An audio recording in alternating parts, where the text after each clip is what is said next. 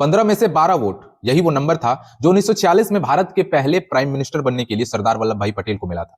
और जवाहरलाल नेहरू को एक भी वोट नहीं मिला था। लेकिन कुछ ही हफ्तों के भीतर पटेल ने खुद को पीछे हटने का फैसला लिया। नेहरू कांग्रेस अध्यक्ष बने और अंततः भारत के पहले प्रधानमंत्री भी। इस पर कोई आम इलेक्शन नहीं हुआ, कोई पब्लिक डिबेट नहीं हुई।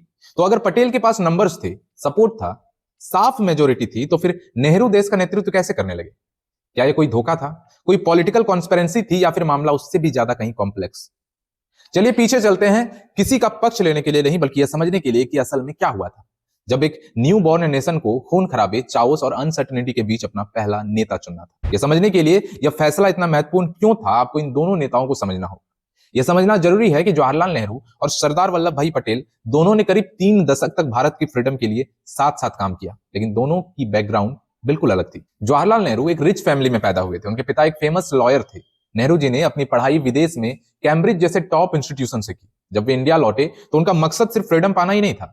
जवाहरलाल नेहरू भारत को एक मॉडर्न, सेक्युलर, साइंटिफिक और सोशलिस्ट डेमोक्रेसी में बदलना चाहते थे। नेहरू बिग आइडियाज में सोचते थे, इमोशनल थे, कभी कभी इंपल्सिव भी, लेकिन उनमें लोगों को ऐसे फ्यूचर के सपने दिखाने की कैपेसिटी थी जो उस समय मौजूद भी नहीं थे।